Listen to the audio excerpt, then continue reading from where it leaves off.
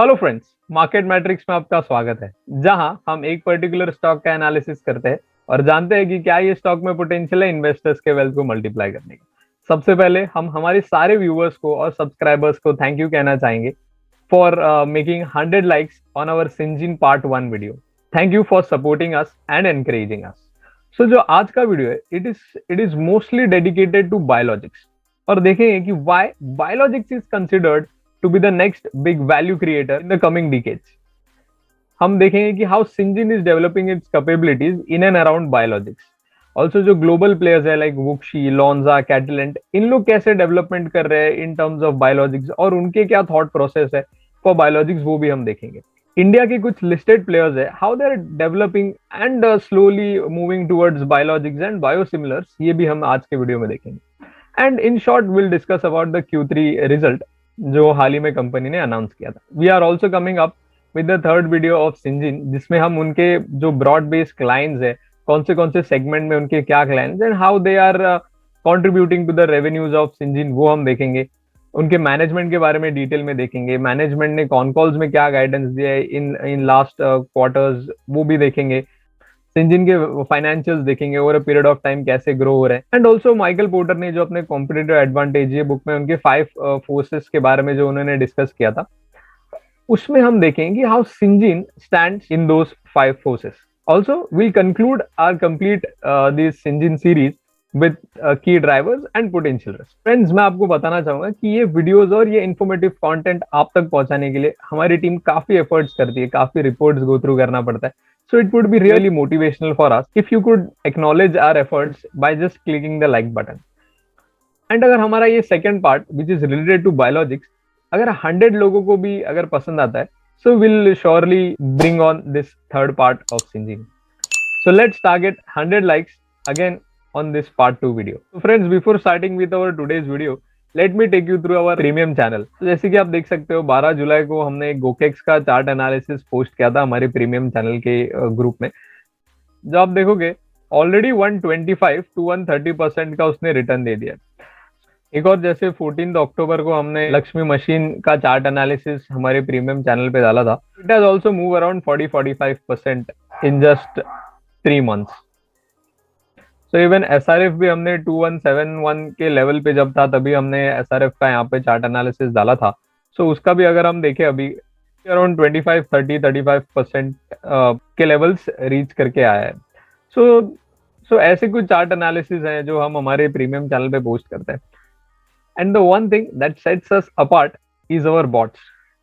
सो यहाँ पर आप देख सकते हो, so these are all momentum bots, जहां पर जो भी स्टॉक कहीं भी मोमेंटम दे रहा है, so it automatically picks at the real time basis. जैसे कि आप यहाँ पर देख सकते हो कि यहाँ पर टाइम के साथ चीजें पोस्ट हुई है। जैसे गोकेक्स अगेन 409 के लेवल पे हमारे बॉट ने पिक किया था on 21 Jan at around 1:30 PM के आसपास। तो यहाँ पर सारी रियल टाइम बेसिस पे स्टॉक्स पिक होके यहाँ पर आपको अलर्ट्स आते हैं। So this becomes very much useful to our fellow members. We also have one more bot by the name breakout stocks. जो भी स्टॉक्स ब्रेकआउट दे रहे हैं वो स्टॉक्स ऑटोमेटिकली हमारे बॉट पिक करके यहाँ पर चैनल पे on real time basis post करते हैं। आप देख सकते हो on 21 Jan at around 11 AM Genesis ने असेंडिंग ट्रायंगल ब्रेकआउट दिया था। Similarly we have multi year breakout. जो भी स्टॉक्स मल्टी ईयर के ब्रेकआउट्स दे रहे हैं they are also been pulled here. So this is how we give an extra feature in our premium channel.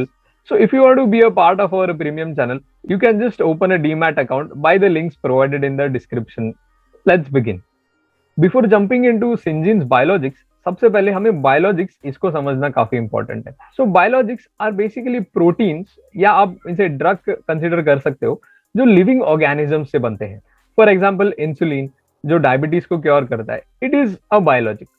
ह्यूमिरा, इसके बारे में आपने कम सुना होगा। ह्यूमिरा से इन 2020 अराउंड $20 बिलियन के रेवेन्यूज जनरेट हुए थे। सो बायोलॉजिक्स नॉर्मल जो डिसीजेज है या डिसऑर्डर्स है उनको क्योर करने के लिए यूज नहीं किया जाता है, but biologics is specifically use treat complex diseases like cancers, arthritis, spondylosis, diabetes, psoriasis and multiple sclerosis. The most commonly used manufacturing technique for biologics is the cell culture. Cell culture के बारे में आपने पहले भी सुना होगा, जहां पर हम एक पर्टिकुलर जीन को मॉडिफाई कर सकते हैं, उसमें एडिशन कर सकते हैं, एडिट कर सकते हैं, इवन हम उसको डिलीट भी कर सकते हैं। The particular gene which is responsible for producing the drug, उसे micro organism that is bacteria या ईस्ट के डीएनए में इंसर्ट किया जाता है, and this particular bacteria is allowed to reproduce and divide. So बाद में जो भी बैक्टीरिया बहुत ही इफिशिएंटली वो पर्टिकुलर ड्रग प्रोड्यूस कर पा रहे हैं, उन्हें सेपरेट किया जाता है और उन्हें सेल लाइन में कलेक्ट किया जाता है, and from this cell line these particular bacteria are put into bioreactors. So bioreactor plays a very crucial role in manufacturing of biologics, क्योंकि यहीं पर वो स्पेसिफिक हाईली इफिशिएंट जो बैक्टीरियाज होते हैं, जो ड्रग प्रोड्यूस करने वाले होते हैं, वो यहाँ पर मल्टीप्लाई होते हैं, and from bioreactors these bacteria are collected in cell bank. यहाँ पर वो इफिशिएंट माइक्रो ऑर्गेनिजम्स को स्टोर किया जाता है एंड प्रिजर्व किया जाता है ताकि बाद में उन्हें यूज कर सके। So now talking about the difference between the chemical drugs and the biological drugs. The very first difference is the size. जो केमिकल ड्रग्स होते हैं वो काफी स्मॉल इन साइज होते हैं, whereas the biological drugs are large molecules. So इनका जो size का डिफरेंस है वो हम आगे आने वाले स्लाइड में डिटेल में देखेंगे। केमिकल ड्रग्स में आपने क्रोसिन सुना होगा या आप डोलो सुना होगा, उनमें जो एपीआई यूज किया जाता है दैट इज द पैरासिटामोल, वो एक केमिकल से बनाया जाता है, right. But in case of biologics यहाँ पर कोई केमिकल यूज नहीं किया जाता, जैसे कि हमने ये मैन्युफैक्चरिंग प्रोसेस में देखा, they are completely developed out of the living organisms. जो केमिकल ड्रग्स है that can be consumed orally, but these biological drugs are highly sensitive and they cannot be consumed orally and hence they are injected. For example vaccines are also part of biologics, वो आपने देखा रहेगा कि they are been injected into the body, क्योंकि ये जो micro organisms है अगर आप इन्हें ओरली कंज्यूम कर दो तो जो हमारे पेट में कॉन्सेंट्रेटेड एसिड रहता है वो इन माइक्रो ऑर्गेनिजम्स को किल कर सकता है, and hence it is been injected into the body directly. हमारे सोलारा की वीडियो में हमने डिटेल में डिस्कस किया था कि जो ब्रांडेड ड्रग्स होते हैं एंड जेनेरिक ड्रग होते हैं, इनमें का डिफरेंस क्या है। वो आपने वीडियो नहीं देखा है तो will request you to kindly watch that video, ताकि आपको ड्रग डेवलपमेंट प्रोसेस काफी अच्छे से समझ आ जाए।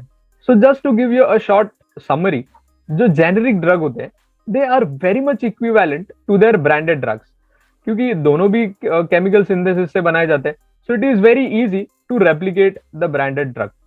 But in terms of biologics there is no equivalency, there is only similarity, क्योंकि दो बायोलॉजिक्स में सिमिलैरिटी कभी नहीं हो सकती, बिकॉज वो पर्टिकुलर माइक्रो ऑर्गेनिज्म कौन से एरिया में डेवलप हो रहा है, वहाँ के एनवायरमेंटल कंडीशंस क्या है, डिपेंडिंग अपॉन वेरियस फैक्टर वो पर्टिकुलर माइक्रो ऑर्गेनिज्म ग्रो करता है, राइट।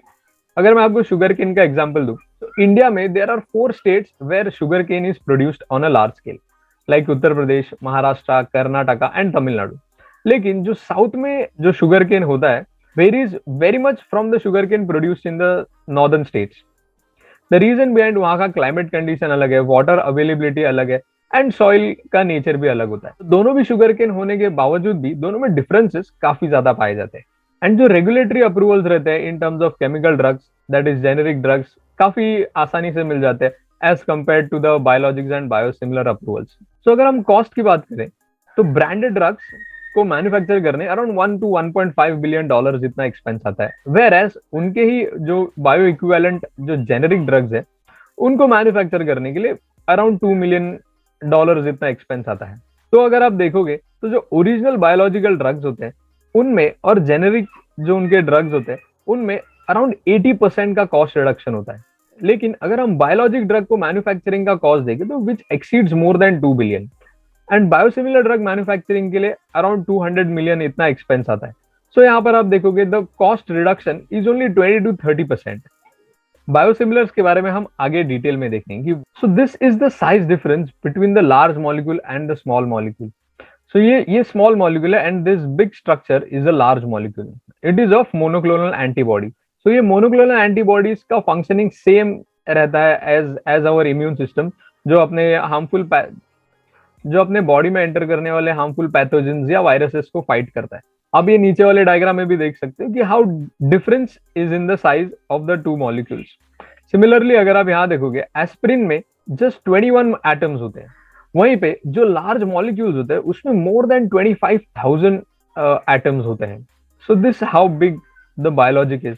इवन जो केमिकल सिंथेसिस से बनने वाले लार्ज मॉलिक्यूल्स होते हैं उनमें भी सिर्फ 3000 एटम्स होते हैं। जैसे जैसे एटम्स इंक्रीज होते हैं, जैसे जैसे साइज बढ़ती है, वैसे वैसे कॉम्प्लेक्सिटी भी उन्हें मैन्युफैक्चर करने की बढ़ती जाती है।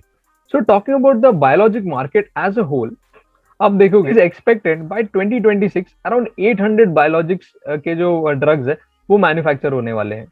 ऑल्सो अगर हम बाय प्रोडक्ट उनका क्लासिफिकेशन देखें तो वहां पर जो मेनली है वैक्सीन बनने वाले हैं, मोनोक्लोनल एंटीबॉडीज बनने वाले हैं, gene and cellular based biologics के ऊपर प्रोडक्ट्स आने वाले हैं।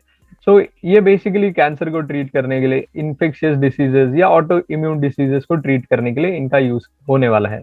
ये जो आप डार्क ब्लू पार्ट देख रहे हो, there it is considered to be the highest growth for biologic market and India is considered to be one of them, जहां पर बायोलॉजिक्स का ग्रोथ काफी ट्रेमेंडस एक्सपेक्ट किया जा रहा है। As per 2018 statistics of WHO, around 41 million people die out of these chronic diseases, जहां पर cardiovascular contribute to 18%, cancer contributes 9%, and respiratory contributes 4%, whereas diabetes contributes to around 2%. But in the coming 5 years, it is expected that cancer is going to dominate this space.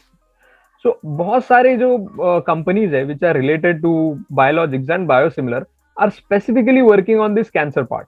Nowadays जो एक one of the well known pharma company है उसने 700 million का investment किया है in their biologic facility.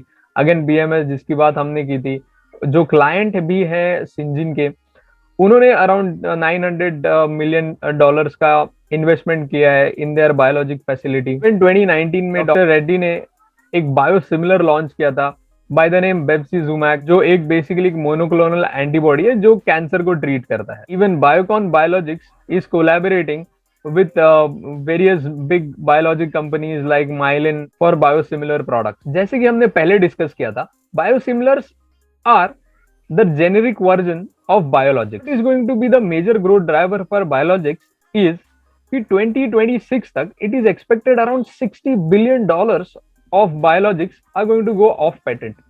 And hence biosimilar ये space में काफी ज्यादा ग्रोथ हम देख सकते हैं।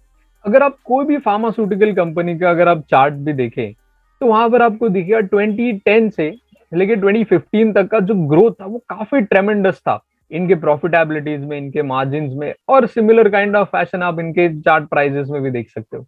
द ओनली रीजन वाज बहुत सारे ब्रांडेड जो ड्रग्स थे वो ऑफ पेटेंट हो रहे थे एंड हेंस जेनरिक मार्केट का स्पेस है वो काफी ज्यादा बढ़ गया था। बहुत सारे जो जेनरिक ड्रग्स थे वो क्लेम किए जा रहे थे, वो अप्रूव हो रहे थे एंड हेंस उनके जो प्रॉफिटेबिलिटीज है वो काफी ज्यादा ग्रो कर रही थी।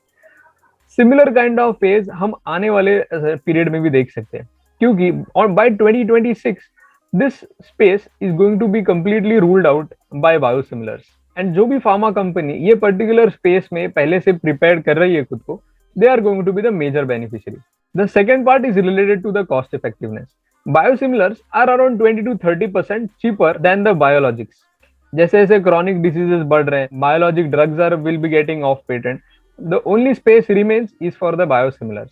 अगर आप लेफ्ट साइड में अगर आप ग्राफ देखें तो आप देख सकते हो the biologics itself is going to grow by 9% in next 5 years. Whereas biosimilar is expected to grow by around 24 to 25%. यहीं से आपको पता चलेगा how big this market is going to be. अगर सिमिलरली हम बायोसिमिलर्स का मार्केट देखें, सो जो ये आप ग्रीन पार्ट देख रहे हो, this is where the growth for biosimilar market is expected to be large. India is also considered to be one of the region where biosimilar market is going to explode. Now coming to the Syngene's biologics manufacturing. Syngene ने recently 2 new bioreactors add किए of 2000 liters each. उनके पास तो already थे and now they have added 2 more.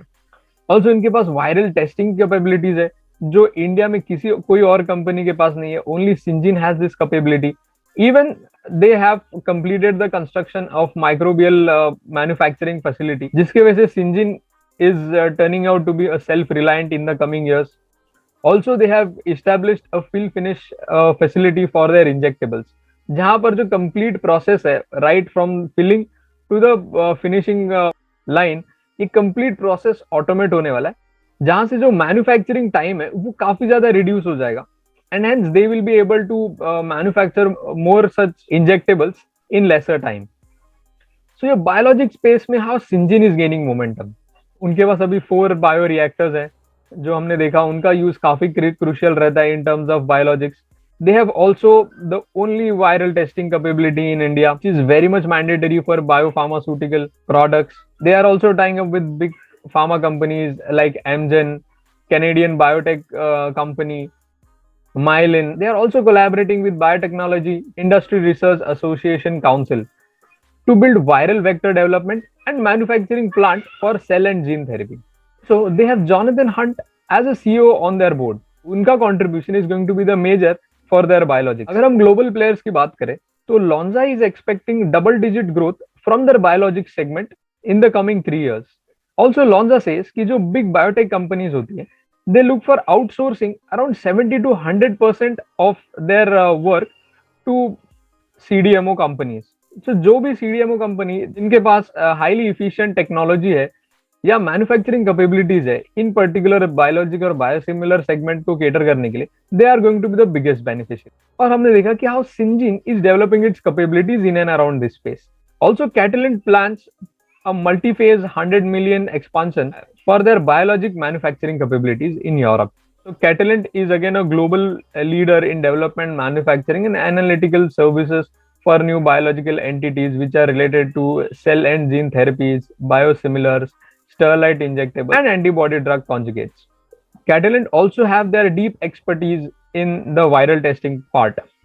And Catalent के पास around 16,000 liters इतनी capacity है, जहां पर सिंजिन के पास ओनली 8,000 लीटर्स इतनी कैपेसिटी है. सो अगर हम ग्लोबल प्लेयर्स को विद रिस्पेक्ट टू कैपेबिलिटीज अगर हम कंपेयर करें with the small player like Syngene, तो आप देखोगे कि they are very much in sync with each other.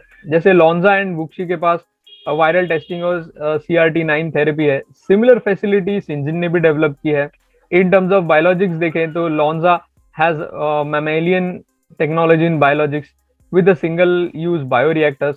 Similar kind of जो टेक्नोलॉजी वो सिंजिन के पास भी है. वुक्शी के around 80% of the employees are scientist. Similar kind of development Syngene में भी है, around 85% of their employees are scientist. Lonza is establishing its API facility for further integration services. Similar kind of development Syngene में भी हो रहा है. अगर हम सिंजिन को in terms of revenue compare करते हैं बिग कंपनीज के साथ, तो आप देखोगे WuXi has continuously grown its revenues. उनके रेवेन्यू में अराउंड 30% का कैगर ग्रोथ यहाँ पर है. Where in Lonza has the highest revenue scale, लेकिन द ग्रोथ इज ओनली 5%.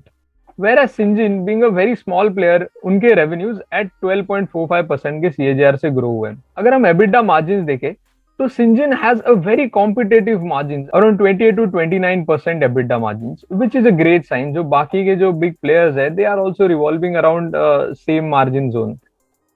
अगर हम नेट प्रॉफिट मार्जिन देखें तो Syngene is completely dominating this space, क्योंकि इनके जो प्रॉफिट मार्जिन है is comparatively higher than these two players. Syngene के ROE has always been around 20 to 25%. Now talking about the Indian player, which is Lupin. Lupin seems to be covering the biosimilar space. In 2014, Lupin ने एक joint venture किया था Yoshindo, जो एक Japan की company है, to launch biosimilars. 2018 में Lupin ने इटानेसेप्ट एक जो आर्थराइटिस को लेकर के बायोसिमिलर है उसे लॉन्च किया था. 2020 में they have also partnered with Mylan and Nichiiko for manufacturing biosimilar products in Europe and Japan. Pegfilgrastim जो एक ऑन्कोलॉजी का ड्रग है उसके लिए उन्होंने BLA फाइल किया था. So BLA is basically biological licence application. जैसे केमिकल ड्रग्स में NDA होता है, न्यू ड्रग एप्लीकेशन, वैसे ही भी आप बायोसिमिलर के लिए आप अप्लाई करते हो तो उसके लिए आपको BLA फाइल करना पड़ता है. उनका एक और प्रोडक्ट है that is aflibercept with respect to biosimilar, जो कैंसर को टारगेट कर रहा है. It is also in line. Talking about their manufacturing facility, Lupin has 1000 liters of 3 bioreactors and currently they are expecting audit for their microbial facility which is in Pune. So over the year आप देखोगे तो Lupin has transition from oral solid heavy जो उनका manufacturing portfolio था, वहां से they are completely now getting into complex generics such as injectables, biosimilars and inhalation products. Cadila which is again a well known pharmaceutical company has also launched 2 biosimilars in India. So एक तो है Bevaro and the other is Ritucad. So Bevaro tumour को treat करने के लिए use किया जाता है, whereas Ritucad is again a monoclonal antibody which is used against the protein CD20. This drug is going to target leukemia, autoimmune disorders like arthritis and lymphoma. Cadila is also working around pegfilgrastim biosimilar, जिसके लिए lupin ने already एक BLA file किया है. Laurus Lab is also extending its capabilities towards cell and gene therapy, जहां पे उन्होंने around 27% का स्टेक होल्ड किया है इन इम्यूनोएक्ट. एडिशनली जो सीनियर मैनेजमेंट है लॉरस लैब के, they are also planning to invest in ImmunoAct for around 6% stake. So ImmunoAct is basically considered to be the pioneer for cell and gene therapy, which are specifically targeted to cure the blood cancer diseases and autoimmune diseases. So now we'll just take an overview of Q3 result of Syngene. In terms of revenues, Syngene has grown 10% on YOY basis, whereas 5% on Q1Q basis. Material cost remains on the higher side, 17% year-on-year increase हुआ है, whereas 4% quarter-on-quarter increase हुआ है. Their EBITDA has shown 12% increase on year-on-year basis, whereas 14% on quarter-on-quarter basis. Net profit देखें तो 2% से ही grow हुआ है as per on year-on-year basis, लेकिन a tremendous around 56% growth हम quarter-on-quarter basis पे उनके पैट में देख सकते हैं. So just to summarize, management says कि उनके जो भी business divisions है, they are positively in line with the growth expectation. उनके supply chains impact कर गए हैं due to COVID. Even their development services remains muted even in this quarter. They're expecting some good numbers in Q4. जो मैंगलोर की facility है, it is commercializing this year. And company ने पहले भी उनके con calls में guidance दी कि they are just piling up their raw materials so they can deliver products on time. उनके power cost थोड़े से बढ़ गए. रॉ मटेरियल में इन्वेंट्रीज में हम थोड़ा सा हाइक देख सकते हैं. पैट इनका अराउंड जो हमने देखा इंक्रीज है, which is basically due to the effective tax rates, and their contract with Amgen has been extended till 2026. So friends, we hope हमारा ये जो सिंजीन का पार्ट 2 था which was related to biologics आपको काफी इन्फॉर्मेटिव लगा होगा. So similar kind of informative videos के लिए हमारे चैनल को सब्सक्राइब करें और टेलीग्राम चैनल को ज्वाइन करें. Thank you.